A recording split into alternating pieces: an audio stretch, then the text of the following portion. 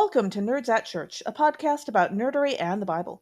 I'm Pastor Kay, and I use pronouns like she and her. And I'm Pastor Emily, and my pronouns are they, them, theirs. In this episode, we'll discuss the 16th Sunday after Pentecost, also known as Proper 21 or Lectionary 26, which this year falls on September 25th. One content notification for this episode is that we talk about economic injustice, colonization, racism, and slavery when discussing the deep dive. We also have some exciting announcements for you. So if you are listening to this before 6 p.m. Eastern Time on Tuesday, the day after it came out, then make sure if you are a Patreon supporter at the Who, Which, and What's It or higher levels, that's $10 a month or more, that you join us for our live Q&A. You can find the link on patreon.com. And if you sign up today to be a Patreon subscriber at the $10 or more level, you will have access. So go sign up, be a Patreon subscriber at $10 or more a month, and we will see you tonight. Also, for anyone and everyone, we have a new merch up at our merch store for those of you who have been longing to see expressed the constant refrain, murder, bad. We've got merch for you. Check out our new logo. You can check out our merch store at bit.ly/nerdsatchurchmerch. And we'll include a link in our episode description. Check out the episode description for links to the Bible passages and other references we make in this episode. For our deep dive for today, we are diving into the concepts of economic justice and toxic charity. We hear a lot about charity and only a little about toxic charity. So toxic charity can be a lot of things. People occasionally talk about it as inspiration porn. Inspo porn. Yeah. Inspiration porn, when you're taking pictures or examples of people and basically turning them into examples of their marginalization. For example, disabled people don't necessarily want their life story to be public in order to inspire other people, because they're allowed to be private citizens like anybody else. And also, 99 times out of 100, a person's life is not actually a simple parable with a happy ending. And trying to turn someone into an inspirational story when in fact their life is probably more complicated than that can go some very weird places. Yeah, it's also like, this goes around every once in a while. If a deaf child gets cochlear implants and hears for the first time, that is also inspiration porn. Most people in the deaf community would argue what is more beautiful is when a deaf child or a child of deaf parents first sees their parent talking to them in sign, or when they first experience sign language and communication that way. And that's this beautiful thing that is part of their culture. Or for that matter, the hearing parents of a deaf child who actually bother to learn sign in the first place, which unfortunately is not nearly as common as one would hope. Yeah, definitely if you have deaf children, you should be learning sign language. You should probably try and learn at least some anyway. Especially, like, one of the cool things about ASL is for folks who are not language people, ASL, because it is so very different from spoken language, is a language that a lot of times people can get because it's very kinetic. It's literally hands-on. Muscle memory. Yep, there's a lot of places that teach beginner stuff. There's community colleges that'll do associate's degrees. It's worth it to learn it. Yeah. I've been slowly learning, but not quite as fast as I would like to. Something else that's closely related to inspiration porn is missionary work. Particularly, and I have been guilty of this myself when I did not know better, taking pictures when you're on a mission trip with the kids, right? So the number of white people who take pictures with Black and brown kids on a mission trip. I have done it. Sure. Like, full confessions. And that's part of the, like, going for the wrong reasons, right? If you are going on a mission trip, highly suspicious if it is legit. and not just toxic charity. Like, I benefited a ton from the mission trips that I went on. And hopefully we helped people and the houses we built weren't terrible. Sure. But that's frequently not the case.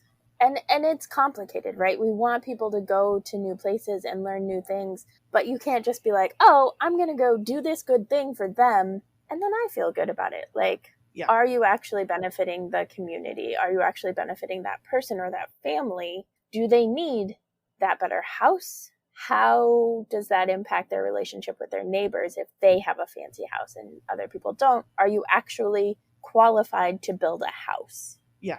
There's a Right? Like lot of stuff that goes that's into a that. thing that like so much goes into like, are you actually qualified to build a house? And if not, why are you going? And are there people there already who live there who are qualified to build that house and could use the employment?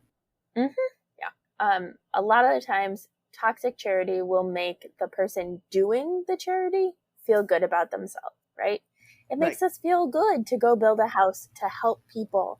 One of the classic examples I've heard several times is, imagine being a orphan in a country that's going through a difficult time, and you live in an orphanage, and every month there's a new white person who shows up for 2 weeks and has this extraordinary life experience for them. But for you, it's your life, and you have to keep watching these people go through this weird emotional roller coaster, basically at your expense over and over and over again. And supposedly Mm-hmm. they're helping you, but actually they're doing some very strange long term emotional damage that's hard to describe if you haven't lived it. Yeah. Yeah. Attachment disorders are real, and Yeah. having people constantly going in and out of someone's life without any permanence Yeah.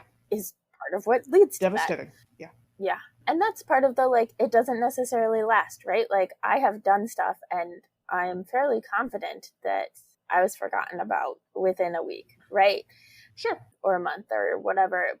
And there are some things that like I wasn't, and I was able to integrate into the community. And I don't know, like, there are some things that are unclear, but it does raise the question from Friends, which as a show did not age well. But there's this one episode that's really good where Phoebe and Joey are having this conversation, and Joey's like, well, you can't do a selfless act. There's no such thing as a selfless act. If you do good for someone else, it makes you feel good. So Sure. it's not selfless. And Phoebe is like determined to find something, to the extent that she like gives money to PBS, even though she doesn't like PBS because of like a bad experience as a child. And so she gives all this money that she won because of this like finger that was in a soda can or something. And she's like, see, I found a thing. And it just happens to be that Joey is helping with the phone-a-thon that they're doing. And so she donates, and Joey gets on TV because of it.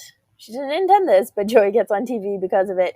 And then she's like, oh, that's great. I feel so, damn it. Because she gets really happy, and then she's like, oh, no.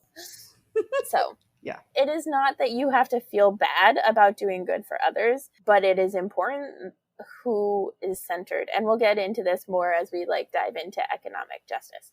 But we have some great examples for you of toxic charity.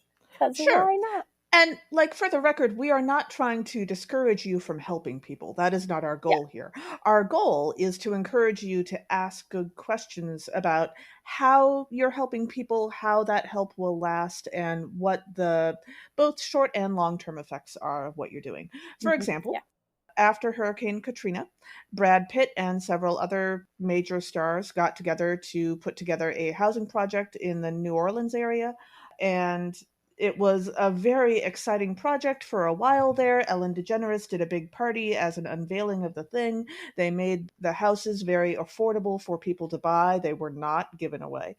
And there were a lot of good environmentally friendly ways that the houses were adapted to make like the utility bills lower, that kind of thing. They had solar panels and so on.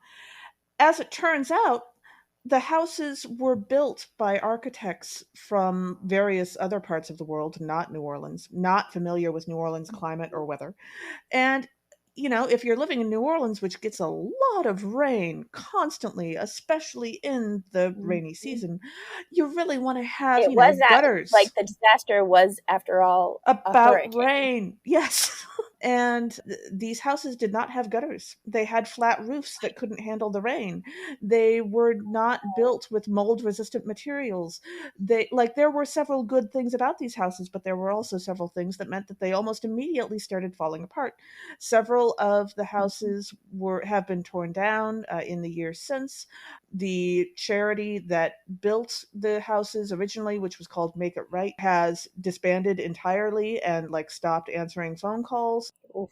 and those people can't get any help on their houses. A lot of the houses were abandoned because people just couldn't live there anymore. Mhm. We have an article from the Guardian newspaper from the UK, which I hope means that the article is a little less biased towards the celebrities that American newspapers would tend to be. Mm. And according to that article, in 2018, only 6 of the houses were still in regular use of the 109 that were originally built because they had fallen apart that fast. Wow. If I read that right, yeah, it's a real mess, and those people don't have anyone that they can go to because the Make It Right organization doesn't exist anymore. And I would not suggest trying to sue Brad Pitt because guess who has lots of money for lawyers? So Yeah. yeah, it's quite the example of toxic charity, and it probably ruined the lives of a lot of families who had one shot at owning a home and had that ruined for them. Yeah. If, however, you want to do a publicity campaign against Brad Pitt, that is significantly more likely to have an impact if it gets enough traction. I mean, sure, but But also that that takes seems like it's people. also likely to involve lawyers, and they will not be working for you. But yes. Yeah, there's more space for publicity, for like publicity campaigns. You're more likely to win a publicity campaign than a lawsuit because of, Yeah. like you said, Brad Pitt, lots of money. Yeah, But public pressure still has absolutely. Yeah, that does some work. currents. And on the other hand, a slightly more hopeful example is that for several decades, organizations that were trying to help farmers and ranchers with their various struggles in many developing countries did not always, especially in the 1970s, 1980s era, did not always pay attention to the local climate and habitat and take that into account when they sent various types of seeds or various types of feed for the animals. And that had some long ranging impacts on the environments in many different countries, especially in Mm-hmm. Africa. And the good news is that a lot of those organizations have learned from their mistakes and are starting to improve noticeably on that front. And so we're grateful for that. But it's another example of having to think long term, not just short term. Yeah. Also, there's like tied into that, this was not really intended to be charity at all, but in the space of agriculture and global agriculture, frequently countries are turned into monocultures to serve multinational corporations. And Sure. there's a lot that has happened, like for local crops, where a big ag company like Monsanto will go in and find seeds from local farmers and get some of those seeds and then sequence them, do like genome sequencing for them, patent the genome, and then sue those farmers in international court for using Right. patented seeds, even though those seeds are the ones that they've been using forever. So, copyright, patents, problematic. Yeah.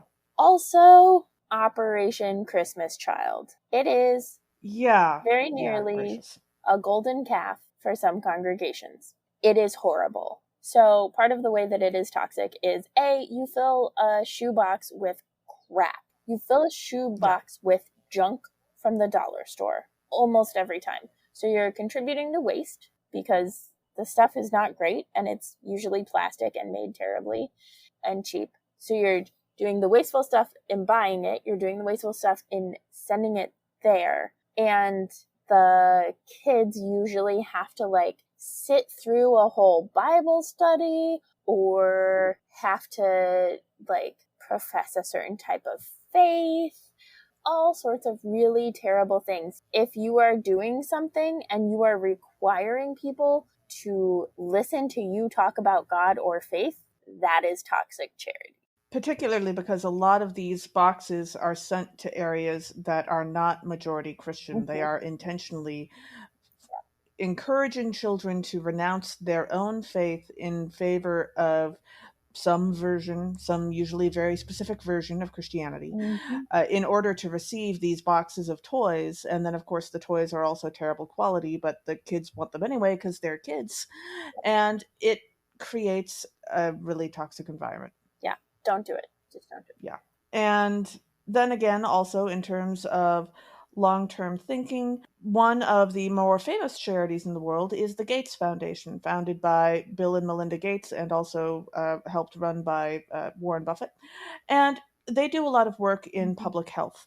And a lot of their work is actually very good. Like, I've got no problem with them encouraging children to get their vaccinations. That's Mm-hmm. fabulous. Or That's great. like there's a thing that they did with yogurt that was like help the nutrition in a particular area that was malnourished. It was great. Yeah, they have contributed to funding medical research for a lot of different diseases and conditions that don't get as much funding as other diseases and conditions. Mm-hmm. They do a lot of good work. That part I have no problem with. However, there has been a growing amount of concern in the public arena about the Gates Foundation, particularly because they have an enormous amount of money and influence and no transparency or accountability whatsoever. They do what they want when they want because they want to, and that's it. And as I found quoted in one article from Vox.com, having a foundation with, quote, assets larger than almost 70% of the world's nations making decisions about public policy and public priorities without any public discussion or political process, end quote, is definitely going to be a problem. Mm-hmm. Like that is not how these decisions should be made. The work they're doing is good, but are they doing the work that's most necessary? We don't know because they're not telling anyone. Or they're not bothering, if they're doing that research, they're not bothering to tell anyone about it. Mm-hmm. So, And part of that too is the contrast between Microsoft as a company founded by Bill Gates and the Gates Foundation as a charitable workforce. Microsoft exploits people and labor like every big company does. And then the Gates, which is how you get billionaires in the which is first how you place. get billionaires in the first place. And then the Gates Foundation comes in and does good in such a way that like they are both part of the problem and part of the solution, but they get credit for being part of the Right. solution and they don't get the accountability of having been part of the problem, Right. which is problematic. Yeah, forming a charity to solve the problems that you created in the first place is maybe not as altruistic as one Yeah. would hope. And most billionaires and millionaires have foundations where they funnel their charitable giving, and then that goes to certain places, and they all do it, and it's a tax thing. It's a tax write-off. It's so that they don't have to pay taxes Yeah, I'll get to an example of that for in a little governments while. that are trying to do the good work. Yeah. Yeah. Or another example that some of us who are old enough to remember may know, Ty Pennington, the breakout star of Trading Places, the show on TLC many years ago, eventually formed a TV show called Extreme Makeover Home Edition, where he went to the homes of people who were going through some kind of struggle or ongoing problem. And he and a team of people would make over the home in order to make it both more personalized to whatever they were struggling with, but also a pretty awesome house in general. Mm-hmm. And so it looked. Yeah. So very quickly, however, within like the first season of episodes, they realized that they had to make some major adaptations to how they were doing these renovations, because a couple of different things would happen. One, the renovations needed to last long term. The show Trading Places, where they had just made over people's houses, if there was one or two things of those renovated rooms that somebody didn't like, they could replace that for a fairly reasonable amount of money usually, and they could fix problems. And they never went back to check in on those people anyway, so it wasn't really a long term thing. But if you're renovating the home of somebody who's dealing with like a family who has a child who's fighting cancer. I remember there was a kid who was allergic to the sun. Yes, I remember that episode too. And so, a family that's going through a unique struggle, people want to know how that family is doing later. They want to check in on them.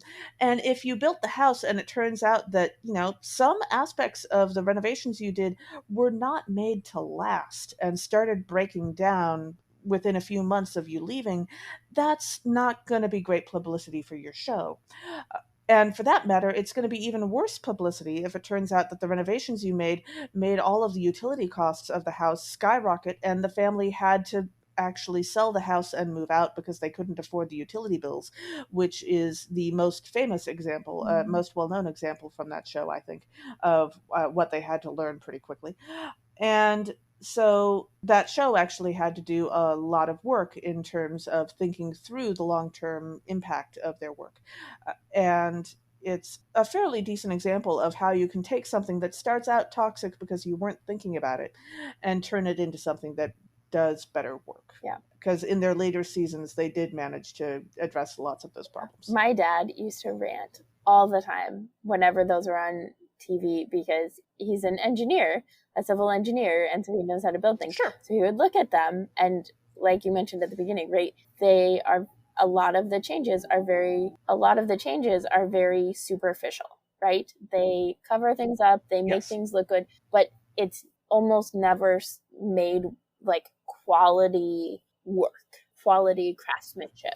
Right. It's quick stuff because they have a time limit of like a week or whatever that they're supposed to do this whole thing. And so my dad would just be like, Yeah. none of that's gonna last. That's not helpful. Like, and would just like not be happy about it. Yeah, like when you start thinking about it, almost all of those homes involved families with small children. And so, as part of that, almost all of those homes, when they did the renovations, they added on a children's jungle gym or a playhouse or something. Now, if you buy a jungle gym or a playhouse from a large corporation, there are laws about the safety features that those things have to have. Mm-hmm. None of those laws apply if you're renovating a house and building a jungle gym as a part of it. And so, how many of those jungle gyms or those playhouses had parts break while a child was hanging from a high place, or set itself on fire due to a electrical outage or something like that? We don't know, but that's one of the things that show didn't really address. Yeah. And that raises, right, the question of Queer Eye, which a lot of us, myself included, have really appreciated, and they've done some bad stuff, right? Sure. Well, can we address first which generation of Queer Eye are we talking about? I'm talking about the current generation of Queer Eye. I am not talking about the older generation. I never watched that. I don't know it. Sure.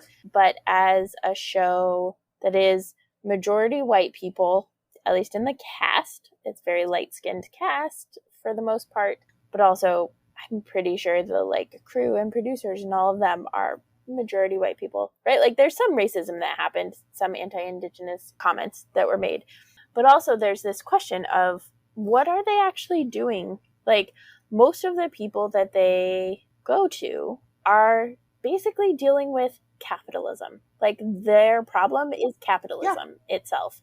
And you can definitely check out, and we will link to our episode last week about capitalism with Dr. Felipe Maya from a theological perspective in particular. So there's like memes and stuff of like Bobby who's like hugs the people after remodeling stuff and is like, I saved as much as I could, and so there's like I put cash in these places. I like hid cash in these places and to like finish out the budget, right? Which is like not what happened, but it's those sorts of things where it's like, yeah, sometimes people just need like a restart, but a lot of the time people just need better wages or right, like need economic justice. And so it's a tricky thing because they do get them nice clothing and not fast fashion clothing, right? Like they get them a whole new wardrobe, they get them clothes that will last, that sort of a thing. They redo part of their house or business or whatever. And we even see in one episode, they do like a whole barn raising and they actually like show that they're like taking their time to do it because they have to lay a foundation first. And so they like talk about having laid that foundation. But it is, it's a complicated show. And for the most part, I think it goes well, especially for people who like it's connected to a business or something, because then it also has an influx of popularity and learning about the organization and that sort of thing. But it's tricky and complicated. Yeah. And then we get to mission trips. We're going to talk a little bit more in depth about mission trips. We already talked some about them and about the complexities of going on mission trips, right? There are congregations who are very well off who go to faraway places to help, quote unquote, help people who, when people who look like them would not be welcome in those congregations, right? To go help Black and brown kids, but the Black and brown kids down the street or in the nearest city or in the next town over are scary and dangerous, right? The like racism that is so very built into the mission trips is very problematic and is one more level of the problematic stuff. Sure. And then our final example is from a governmental perspective. The United States government under Bush, the second Bush presidency, and others gave a lot of aid to countries in Africa for things like HIV and AIDS and fighting those diseases. As long as they didn't teach safe sex, which is to say, as long as they taught abstinence-only sex education, or as long as they didn't provide any abortions or full spectrum reproductive health care, just this one sliver of what was considered appropriate, like, which is turning into what the United States is right now in terms of reproductive health care and who decides what is appropriate health care and what is not. Yeah. Don't be like them. Yeah. I mean, yes, I don't think I'm going to be like a government of 365 million people anytime soon, but that's fair. Yeah, it'd be hard, but don't make it harder for people to access reproductive justice. Well, yeah, if you're going to help somebody, the more strings you add, the worse the help is and the less effective the help is. Basically. The more strings, the more toxic, basically. Yeah. Pretty much always. And if you're asking yourself, is that always true? Have you ever had a gift given to you that had strings attached? Did you appreciate those strings? Were you grateful for them? Was that gift maybe more trouble than it was worth? Just think about it. So, speaking of all of these ways to be toxic, there are actual considerations that we can have for if a project is just or if it is connected to economic justice. There are some important questions, and part of it is we're going to do a very quick vocab lesson. But one of the most important things when considering economics and support and charity and aid and all of those things is to think about the history of why a country or an area is disadvantaged. And that includes looking at the language we use to talk about countries and areas. A country on the continent of Africa is disadvantaged because of colonialism and colonization. We have heard a lot about that recently. Frequently, those countries are called third world countries or developing countries, but what is maybe a more accurate term is formerly colonized countries or intentionally oppressed countries. Intentionally oppressed or exploited countries, be another one. It's not just on the continent of Africa. That's like a big one to think about. But when we think about Latin America and South America in particular, and South America all the way north to Mexico, those countries have been colonized. Their resources have been stolen and exploited. They've been exploited by colonizers. The indigenous people have been decimated. They are not third world or developing. They are countries that we have exploited, especially in Latin America and South America. It's like the Monroe Doctrine I think it was the Monroe Doctrine that was like, the Western Hemisphere shall be for the United States, is so problematic. It's bizarre to me that it ever was considered okay. Also, the U.S. did not, limit itself to the Western Hemisphere. It's true. But yes. It branched out a lot, but specifically that doctrine was about there, right? But knowing that history is vital to understanding why a situation is the way it is. It's intentional. especially if that history has intentionally not been taught to Mm-hmm. you. So, when you're considering economic justice and how to help people who are in trouble, it's a good idea to not just decide what other people need for them, but ask the people in that location or in that situation to identify the problems that are present, the needs that are present, and the best solutions available Mm-hmm. for those problems and needs. Don't decide for yourself because you don't understand as well as they Yeah, do. the people who know the context know it better. They are the experts in that situation, and you should listen to them. Mm-hmm. People who are in the location or who are going through that situation, when possible, should also be hired to do the work or to make the stuff Mm-hmm. because you want to help their economy too. Importing the workers, importing the administrators, or The various other, supervisors and like, yeah. yeah. Importing all those folks does not actually help long term. What you want is to help that local economy. Mm-hmm. Yep. And you can potentially help teach skills in that way too. If there are people who don't know those skills, you can teach them the skills to do that work. And then they have skills too. And that helps. All sorts of possibilities. Yeah. Yeah.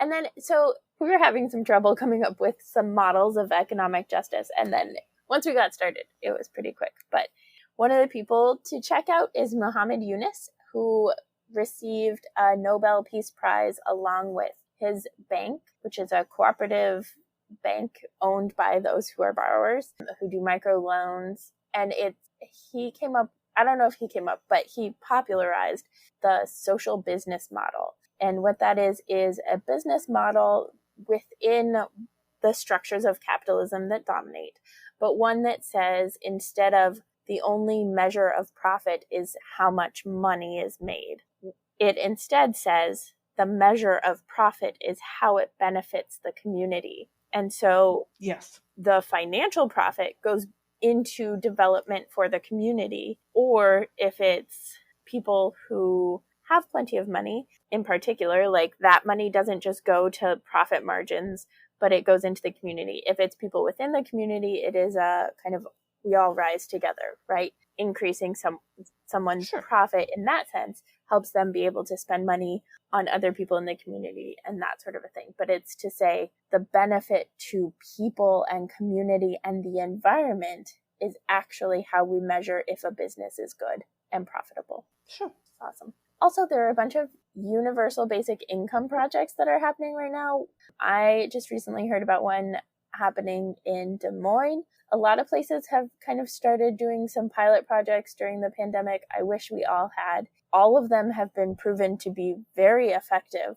But to say people get an automatic income because we need money to live and everyone deserves to live. Everyone has a right to live. Yeah. Wait, you mean there's a right to life? What? There's a right to life, liberty, and happiness in this country? I'm confused. Weird. Speaking of life. Speaking of which, we also have multiple studies from countries around the world telling us that healthcare that is profit driven and organized around what makes a profit is not as good as healthcare that is healthcare driven, that is trying to keep people healthy and help them be more healthy. And so when we provide healthcare in ways that, yes, do have to be paid for, but also turn out to be way more affordable when the entire structure isn't built on the concept of making a profit, it turns out that we all are actually healthier. Because if you can buy the tongue depressor for, basically cost rather than buying it at a markup, over the course of time, buying all of those supplies winds up being a lot cheaper. Mm-hmm. And it is going to be more expensive to take care of some people. And that's okay because everyone deserves to be taken care of. Also, healthcare in that realm, and we kind of got at it a little bit earlier, but the idea of like what gets funded, right? When it's a for-profit thing, companies are not going to fund cures for cancer, right? There are cures for diseases that are sitting on shelves because it is not profitable for the pharmaceutical companies who sell them. It is more profitable to manage symptoms than to cure disease. And not all diseases are curable, but like if you can, right. And also, it turns out that when people have access to healthcare and are able to keep themselves reasonably healthy, they turn out to be, really helpful, useful, and even productive members of society who can help other people who are in need for other Hmm. reasons. So, again, that is a social good. Yes, and it's not Well, yeah, required no. to like help other people, but it is good. And also, that just tends to happen because when you're not constantly in misery and struggling with your healthcare and in crisis mode, you are better able to and more likely to be able to help other Yeah, people. it's almost like we like being part of community. Yes. And while we're at it, having housing that is not entirely profit driven is also helpful because it turns out that if that your sole motive for providing housing is to make a profit, it's going to do weird things to the housing market, as we are all seeing right now in real time. Hmm. Uh, and if housing is run on the basis of people need to have places to live rather than based on what is going to make the venture capitalists the most money, Hmm. it turns out that the houses are going to be in better shape. Just ask Brad Pitt, please. Having housing that is based on a model that is not purely profit driven is also really useful. Hmm. And again, if people have housing and aren't constantly struggling in crisis with that, they are in better shape to help others. Yeah, and to be a part of a community, their mental health is better Yeah. too. Also, reparations. Reparations is a big thing in economic justice. That is people getting compensated for what they are owed. Reparations, in particular, is connected to slavery in this country and the ways that Black people, people of African descent, were enslaved and really still are through the criminal justice system. And then when slavery was ended, it was, I mean, originally it was supposed to be 40 acres and a mule, right? And most people didn't get it. Most people then got sucked into really harmful sharecropping and other economic systems intended to keep them as close to slave levels as possible. And so reparations means giving money, in particular to Black people, because they are owed that from the centuries of slavery. Yeah. The centuries of white people. And trauma. Yeah, of white people kidnapping, enslaving, harming, torturing, and killing them. It is not even justice. It's just like what they're owed. And if you want more information, the 1619 Project is a great Yes. source. Yes, definitely check out the 1619 Project, and we will link to that as well. And another economic justice model would be food and water for all. That part of people deserving, because they exist, to exist and to continue to exist is not only housing or shelter and healthcare, but also food and water. We need that. Right now, city after city is going through water crises. Jacksonville, Mississippi, Flint, yeah. Michigan. We had a problem here in Baltimore last week. Hawaii. Everybody deserves water. There are reasons why there are places where you're legally not allowed to turn off somebody's water, somebody's electricity, because it could kill them. Also, SNAP benefits. Yeah. Like, what would it look like if everybody had SNAP benefits? If everybody had access to a certain amount of money for food, because food is necessary to be alive. Yeah. And the more generous we make those benefits, and I'm not just talking about like the amount of money, but also just not making the benefits have strings attached, the better. I once had a conversation with a relative of mine who shall remain nameless about how, the problem with SNAP benefits is that you can, or with EBT benefits, is that you can buy lobster and steak with them. And I looked at them in some confusion and said, well, yes, but A, that is not very cost efficient, and people who need those benefits know that. And B, those people have birthdays too, and they're allowed to celebrate their birthday. That's not a crime. Yeah. So, like, why would you put that stricture on them when they're not going to be doing that very often anyway, because it's not like they can afford it. Mm-hmm. Yeah, SNAP benefits do not go nearly as far as people think they do. No. And while we're at it, another option is debt forgiveness. A lot of people, especially in the United States, are in a massive amount of debt, not because they were buying jet skis or fancy cars when they couldn't afford it, but simply because they had a medical condition or a medical crisis, or because they wanted to go to school to better themselves and got hoodwinked by people who, frankly, should be prosecutable for their crimes, by people who were, intentionally restructuring restructuring public education in the 1980s under Reagan to make it harder for people to be educated so that the populace would not be educated and would then just fall under the crushing weight of capitalism. Well, that was last week. I think this week we're more talking about the people in the 90s and the aughts who and after that who were telling young people who were fairly defenseless in these conversations that, oh, just,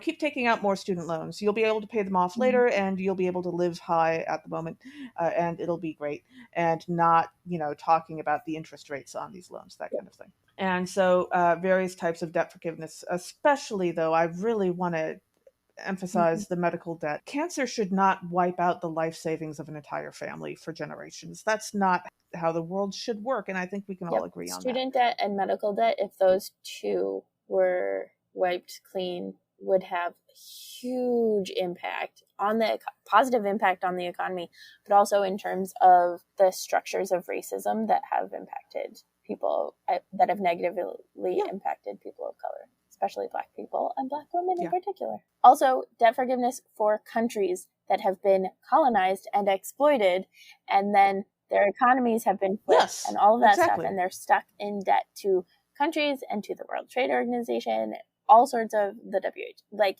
Jubilee, cut the country's debt, and they can actually, take care of their people. Yeah. And build up their It turns economy. out that Haiti would be in much better shape if they hadn't had to pay billions of dollars to France, because France, no longer had the slaves that they had gotten used to having.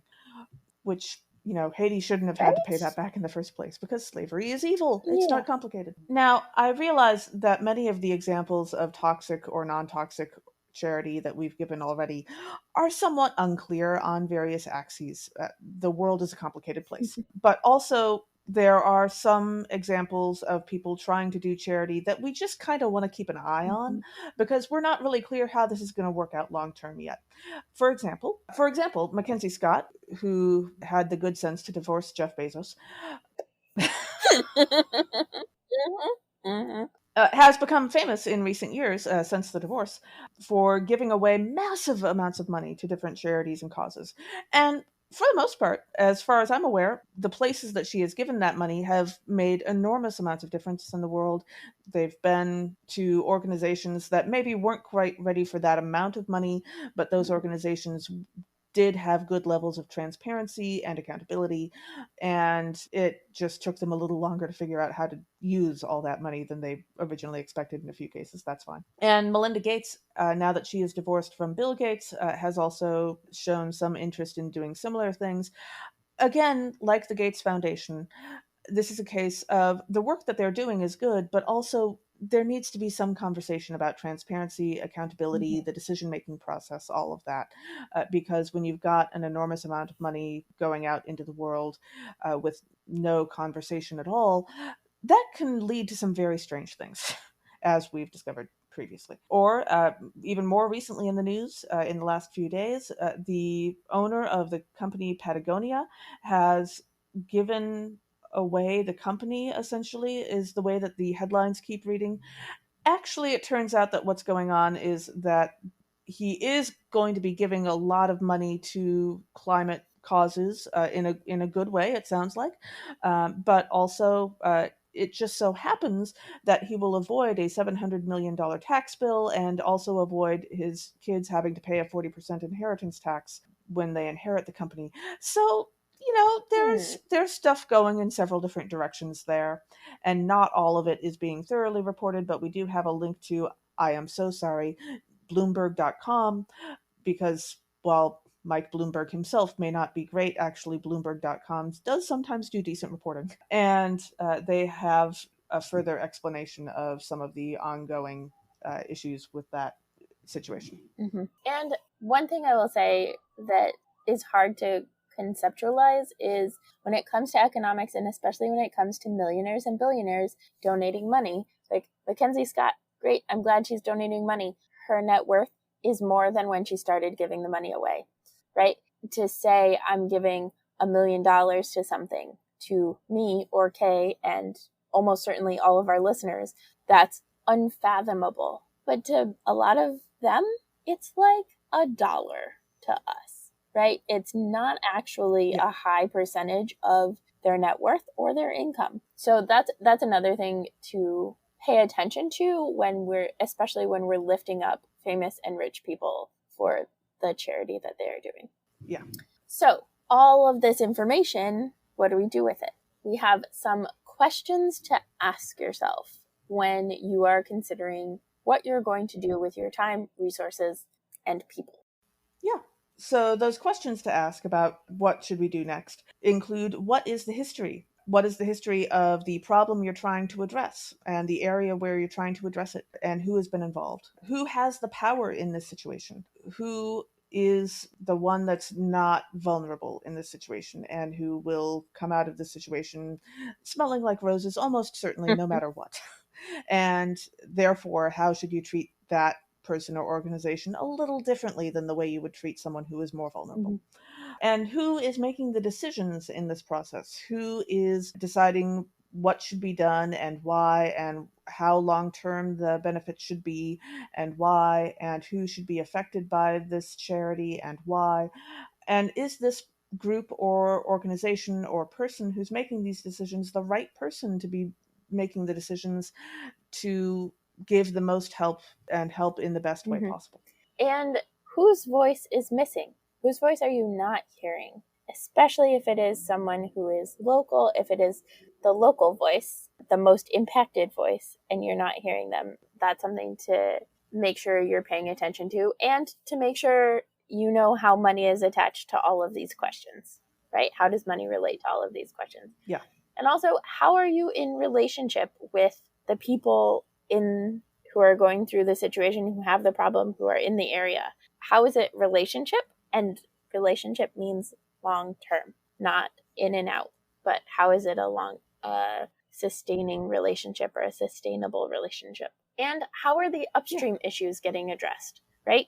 If you're just taking the babies out of the stream and you're not going upstream to see who's putting the babies in the stream in the first place, you're just always going to be stuck taking babies out of the stream. And babies deserve to not be in the stream unless they're with proper care and all of those things. So make sure that it is not just band-aids that you are doing, but that you are addressing the larger systemic concerns as well, or that they are being addressed, or that there is something that is tackling those as well. Both are needed. Yeah.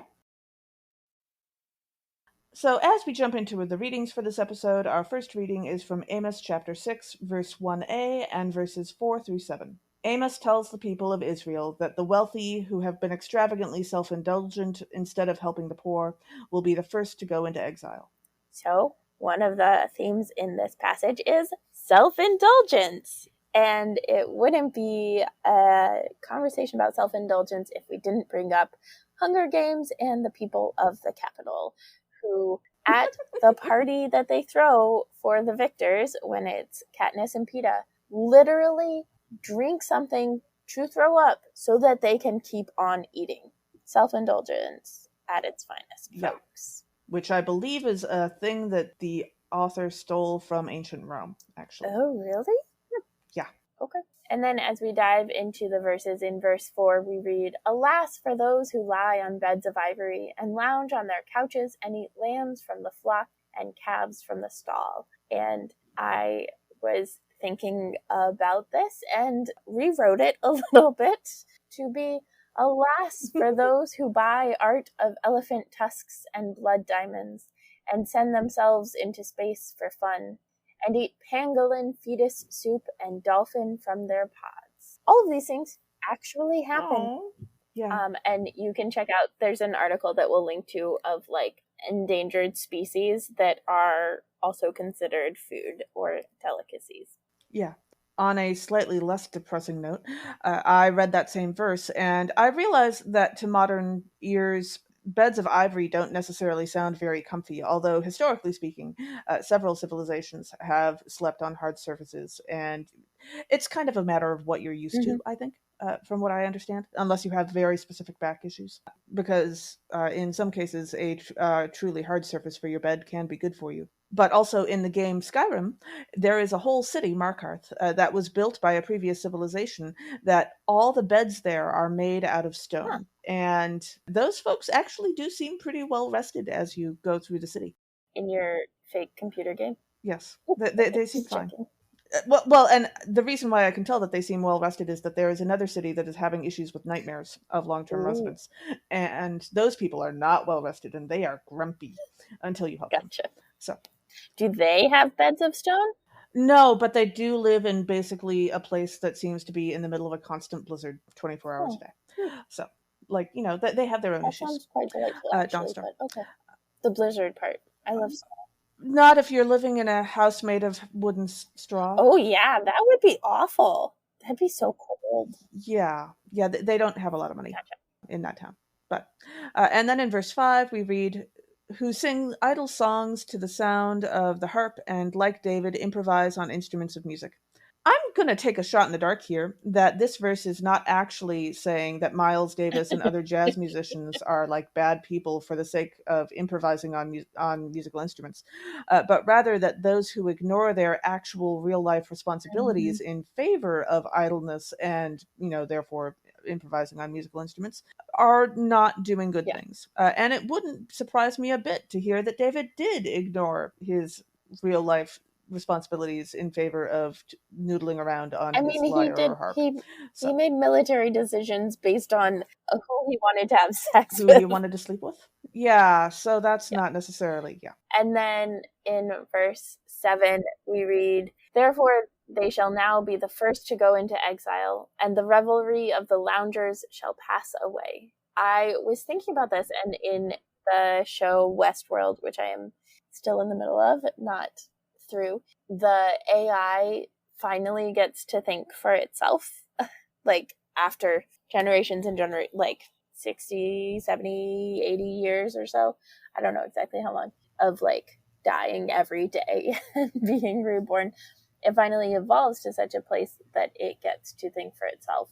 And definitely the powerful, right? The decision makers, the ones in charge, the humans that are in charge of causing all of this suffering for the AI are the first to go. So, accurate, basically. And then our second reading for this episode is 1 Timothy chapter 6 verses 6 through 19. The author explains that since the love of money leads to miserliness and a focus on self-indulgence, it is the root of evil in the world. Instead, we are called to be generous and help those in need. So one of the themes in this passage is the idea that there is something better or more important or more valuable than wealth. This is the realization that I think Noah Wiley makes in Leverage Redemption. Noah Wiley's character. Yeah, sorry. Noah Wiley's character makes. Let's not cast aspersions on this poor guy who's just an actor That's trying true. to make a buck. Usually I don't So, know actors' names, but I know Noah Wiley from like ER and a bunch of things. And so he's one of the few actors whose names I sure. know. And I don't know what his character's name is. That's how it goes. I know either your character or the actor. So Noah Wiley's character makes the realization in Leverage Redemption that, in fact, the money that he's been making in a less than honest way, in a less than good way, Yeah. is not actually a great thing. And it takes a bit, but eventually, and so then he's like, oh no, I have to make it up. And it takes a bit, but eventually he stops trying to use others to assuage his guilt, right? He stops trying to make everybody on the team undo the harm that he has done in the past and been complicit in the past. But it's this well, there's other things at play. There's bigger pictures.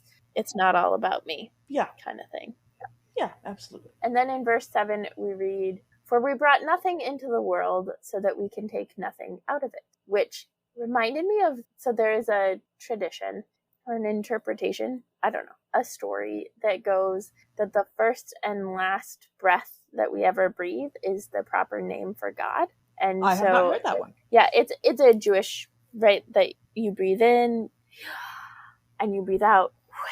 And so in that sense, your first breath is God's name and your last breath is God's name. So you are bringing your presence with God into the world and taking it out, which I think is really beautiful and really cool.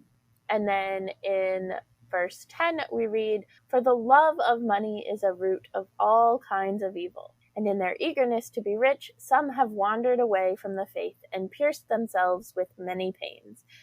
So I had a teacher once who actually figured out a fake math equation for this that's much simpler than what I came up with. But I came up with a series of if-then type of math equations. So if less than 3 asterisk money sign equals the square root of evil times n, then less than 3 asterisk money sign squared equals evil times n, then less than 3 money sign squared divided by evil equals all kinds.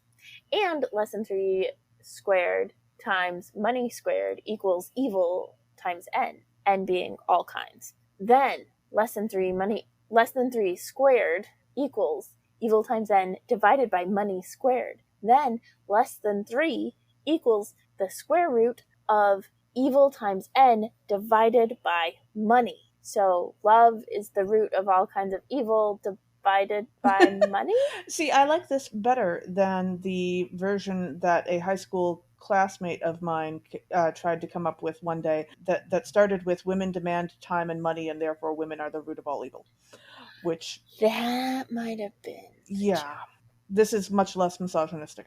Although I think the less than 3 part turning into a heart makes a lot more sense if you're looking at it than if you're listening to you talk about it on a podcast. It's So, true. It's true. I thought about just saying heart, but I couldn't resist.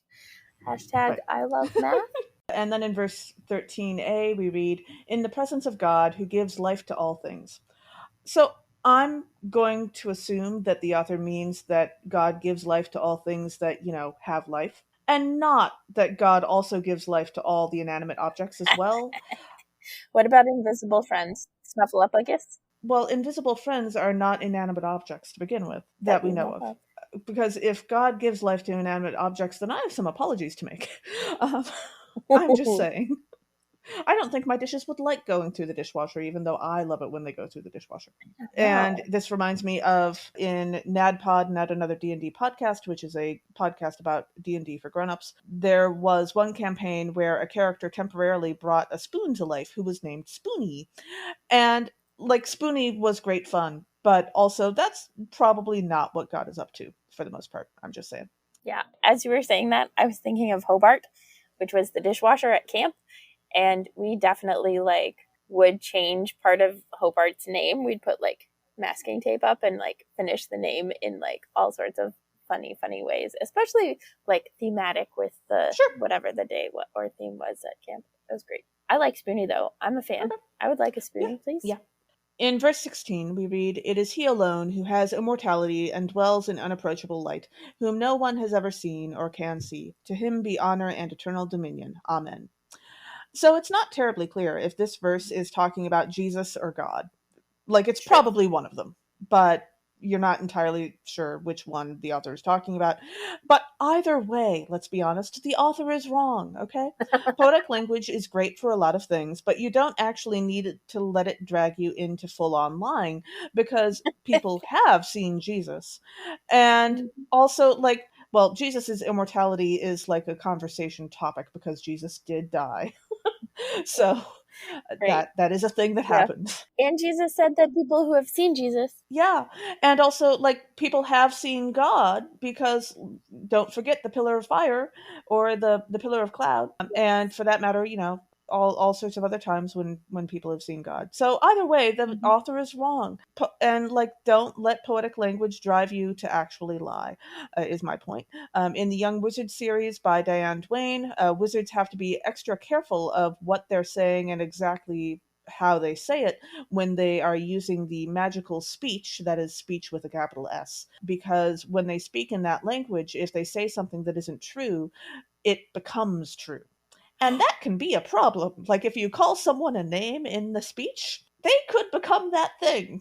It depends on a few other things too, but you want to be careful about what you say when you're using that language, the magical Yeah, language. So that's dangerous. that's part of their training. And then our gospel reading for today is from Luke chapter 16, verses 19 through 31. Jesus tells the parable of poor Lazarus and the rich man. to illustrate that the first will be last and the last will be first, reinforcing the important role of the Hebrew Scriptures. I would also like to point out that this Lazarus is not the Lazarus who Jesus brought back from the dead, who is his friend who lives in Bethany. Different Lazarus. Different Lazarus. Totally different. Different gospel, in fact, I think. Yeah, because Lazarus is in John. Yeah. Mary and Martha are in Luke, but Lazarus, Mary, and Martha are in John. So different gospel, different. Except that it different might not be Lazarus, Mary, and Martha because Well, yes. Which episode did we it might talk just about be that in? Lazarus and Mary. We talked about that in an episode. I don't remember which one. A few times. Yeah. So one of the themes for this passage is the idea of entitlement. This is something that the rich man has a lot of, that he thinks, even after dying, he thinks that he can order people around. And it is also definitely the perspective of Earth and slash the United Nations, which is like Earth and the moon, in the show The Expanse, for like basically the entire show. They just feel like they are entitled to all of these different things. They're entitled to the resources, they're entitled to leadership and governance of the ring, all sorts of things, because that's where humans originated. I do, however, want to take a moment to point out that the way you're using the word entitlement and the way that, say, the American government uses the word entitlement are two very different things, because a government entitlement is something that you are actually entitled to because, say, like Social Security, you've already paid into it.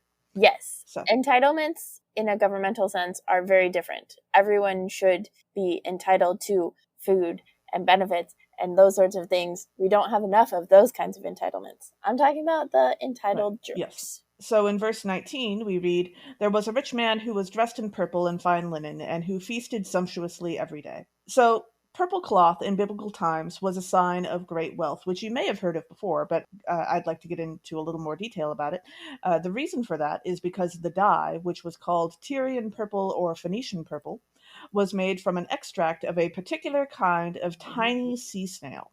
And it took a ton of work to make. You basically had two options. You could poke the snail, which would make the snail make the extract, or you could kill the snail and extract the ink from it. And either way, it was a lot of work, and these were really tiny snails, and so you could have a whole bunch of them and you still wouldn't get a lot of dye out of it. For particulars of exactly how much work that was, according to one article, which we will link to in the episode description, 12,000 snails made enough extract to make 1.4 grams of purple dye, which was enough for one garment. So 12,000 snails. Okay, so we are talking a ton of snails. Making purple dye was a lot of work. And the reason why this was so important was there was no other good way at the time to make a purple dye that actually lasted any length of time and didn't also like give the garment a terrible smell. I assume that dead snails didn't really give a great smell either, but like once you worked your way down to the extract instead of the snails themselves, that was not so much a problem. There was also a related snail that made the color that we now call royal blue, which is where it got its name, because for a long time there, only royal people could wear that shade of blue because it took so long to make the snails make the dye. But also, those snails are less well known, and the fact that blue could be expensive to make back then was less well known because there were lots of other ways to make blue dye, different shades of blue, not exactly royal blue. But the color blue itself was less prized because there really was no other good purple dye at the time. By 400 AD, only the Roman emperor was allowed to wear purple in the Roman Empire because of how difficult this was to make. So this imaginary rich guy in Jesus' story is bizarrely, unbelievably rich. Like, very possibly past Jeff Bezos and Elon Musk. Wow, that is rich. Yeah, because he has to be able to wear the purple and challenge the emperor so he doesn't get in trouble for wearing the purple. Yeah, well, yeah. At this time, very rich people were allowed to wear purple if they could afford it. They didn't actually have the sumptuary laws that kept rich people away from it back then. It wasn't until 400 AD that it actually became more and more difficult to make the dye as time went on, because it turns out that if you keep killing 12,000 snails, you have fewer snails. Yeah. Weird. So later on, it was harder to find, but. Yeah. I like that you're wearing a purple shirt as you talk about this. I hadn't thought of that. And then in verse 21, we read, we read of Lazarus, who longed to satisfy his hunger with what fell from the rich man's table. Even the dogs would come and lick his sores. And this made me think of Dante from Coco. So Dante is the dog that Miguel loves and has like pseudo adopted, who then becomes Aw. his alebrije, and so like gets wings in the like afterlife part. Because all dogs do go to heaven? Indeed. But so then it's like Dante in the sense of like caring for Miguel, but then also like even becoming the angels carrying Lazarus away. I love it. Sure. Yay, Dante. And in verse 24 we read, "The rich man called out, 'Father Abraham, have mercy on me, and send Lazarus to dip the tip of his finger in water and cool my tongue, for I am in agony in these flames.'" And this is like one of those things where like small relief is more important to this rich man than a repentance that might actually lead to life, right? Yeah. He's not interested in like, I have done something wrong and and there are ways that I can make it right. He still wants Lazarus to serve him, which goes back to the entitlement, being entitled that I mentioned at the beginning of this passage. Kind of like how Wile E. Coyote's animosity and disdain for the Roadrunner gets in the way of him living his best life. Like he's so hell-bent on literally destroying the Roadrunner and it never works, that he doesn't get the chance to like live his best coyote life. And then in verses 27 and 28 we read, "He said, 'Then, Father, I beg you to send him to my father's house, for I have 5 brothers, that he may warn them, so that they will not also come into this place of torment.'" I don't know that I can explain exactly why this is, but when I was a kid and I read this story, I became convinced that this rich guy wanted to save his brothers by warning them, but he didn't want his dad warned. Like somehow that is how this story came across to me. Warn my brothers, ignore my dad, but they live at my dad's house. And I guess it could go either way. The sentence is just phrased a little oddly. I think there's definitely a way that you could make it very clear that he wants his entire family warned, you know? I don't think that would be hard. But the way it's phrased, it kind of sounds like he wants to warn his brothers, but not his dad. And if I was concerned with the eternal condemnation of my family members, I would hope that I would want to, phrase my request as carefully as possible. Granted, he is, a little busy, what with the whole being tormented thing, so I suppose he's a little distracted. But I also hope that God is not as particular about grammar as the community in the book The Giver by Lois Lowry is. But still, it seems worth paying attention. Like, if you're going to ask God for something, pay attention to how you phrase the request. That seems reasonable. That's true. I agree. There was a whole episode that I just watched of What We Do in the Shadows about how you request things. But now it's time for our lovely segment, Let's Make a Muppets Musical, where we cast Muppets and occasionally token humans to be in the Muppets musical we might make of these readings. So, okay, do you have any ideas to start with? Well, as I was reading 1 Timothy and thinking about miserliness and self-indulgence, and particularly as money is the root of all evil, I was reminded that for Statler and Waldorf, I don't think money is the root of all evil to them. They have nice tuxes. They seem okay with money. It's kind of hard to tell. You don't really see a lot of their life. But for them, I think incompetence in show running is definitely the root of an awful lot of evil, because they have opinions, right? So that's fantastic. They do definitely have lots of opinions. I was looking at the story of the rich man and Lazarus and thinking of Elmo as Lazarus. It's interesting because we don't hear from Lazarus at all. Yeah. He doesn't say anything, but Elmo just gives off this Abraham could totally be snuggling Elmo. Big Bird as Abraham. Okay, yes. Big Bird as Abraham I'm on board with. My issue with Elmo or anybody that cute as Lazarus is that Lazarus goes through some serious suffering first. And I don't want to see Elmo do that. I don't want to see anybody do that, but I especially don't want to see poor little Elmo do that. So who would you cast as Lazarus? Well, okay, so in this parable, you definitely have to have the rich man be the person, right? That's the human being in the scene. Yeah. Because if you don't want a Muppet to be Lazarus, you definitely don't want to see a Muppet being tortured in hell. That is not what this musical is about. Gracious. Sentences you never thought you'd say out loud, number 573. Yeah. I'm just going to have to take a minute to get past that image. Okay, moving on. As for Lazarus, I think my issue with Elmo being Lazarus is that Elmo is fundamentally a child. And Lazarus is not a child. Lazarus had a long life of suffering. And so I think it would have to be someone older. And there are older Muppets. I don't, and like I wouldn't wish this on anybody, but in terms of who Beaker. has the emotional breadth to pull it off, What about Beaker? maybe, but especially what with the whole not talking thing, I could see that. Yeah, seeing Beaker in a scene without Doctor Honeydew seems a little odd, but I suppose that's certainly possible. Maybe Honeydew fired him, and that's why he's poor. That seems like a terrible concept. Yeah, But because Honeydew is all of a sudden going to be the rich man. yeah, I suppose I've also always pictured Lazarus as like just generally being grumpy, even if he doesn't talk, and so I was kind of thinking Sam Eagle could probably pull off the angry glare that he might have. Interesting. When you started to say grumpy, I was like, oh, Oscar the Grouch is already literally in the correct In position trash. for it. Oscar would actually be a decent, and Oscar arguing with the dogs who are coming to lick him would be, that would actually work really well. Who's the rich? The rich man. Well, if the rich man is being played by a human, who do I want to see being tortured in hell? Again, not a sentence. Or who would be able to play Who could pull off the someone entitled so arrogant that even when they're being tortured in hell, they think they can order people around. We've come up with a list of actors to play characters not that dissimilar from this before, and all of them seem to be white guys with British accents. And I suppose there's probably some cultural concepts to that, but Michael Caine and Benedict Cumberbatch as people who we have both cast before seem like decent choices. I suppose Gwyneth Paltrow also comes to mind if we want to do a gender bend. I was thinking about Michael Caine potentially. Also, I wonder about Matthew McConaughey. Ooh, not only would he be able to pull it off, but I think he'd enjoy the scenery chewing. Yeah. Awesome. That's quite the cast. That, I think, would be a phenomenal Muppets Yes, musical. Absolutely. So, thank you for joining us, dear listeners. We are excited that you are here, and we have our quarterly special Patreon thank yous for this episode.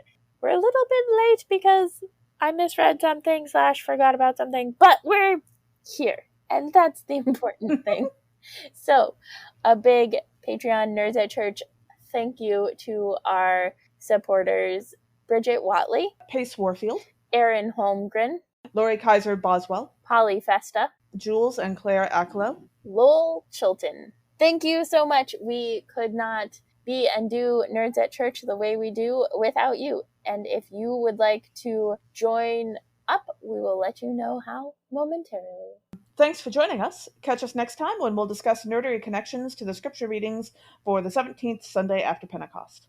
This podcast has been produced by us, Kay Rohloff and Emily Ewing. For more fun, check us out on Twitter and Facebook at Nerds at Church, or contact us at nerdstatchurch@gmail.com. Also, if you like what you've heard, rate us or leave us a review on Apple Podcasts, Facebook, or wherever you catch your podcasts. If you want access to our uncut guest episodes and interviews, live Q&As, and more, just like our Patreon supporters, support us on Patreon at patreon.com/nerdstatchurch. It is, in fact, cheaper than going to the doctor because your dog licked your sore and it got infected. Also, let us know on Facebook or Twitter who you would cast for Let's Make a Muppets musical for this episode. As the ancient Christian said, Pax Vobiscum.